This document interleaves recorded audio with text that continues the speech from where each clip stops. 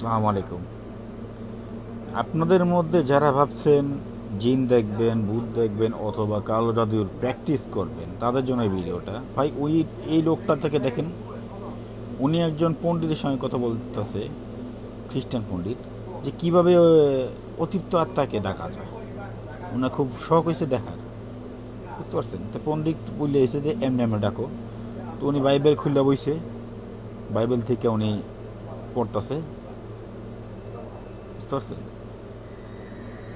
তে বাইবেল পইরা উনি ডাকবে, তো দেখতেছেন শুরু করছে উনি।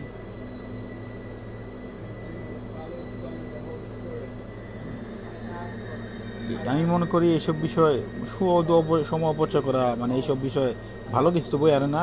ওরা উল্টা আরো নিজের খোঁজ দেখতে পাচ্ছেন, এই যে শুরু হয়েছে, ভয় পেয়ে আছে। কী দরকার ভাই, আপনার কি সুখে থাকতে কি বুঝতে গেলা দরকার আছে এইসব বিষয়ে হাঁটা হাঁটানো? কী দরকার? আছেন ভাই, ভালো আছেন, চাকরি করেন, ফ্যামিলি সময় দেন, ঘোরাঘুরি করেন, এইসব বিষয়ে হাঁটানোর দরকার কি? এটা কি ভালো জিনিস?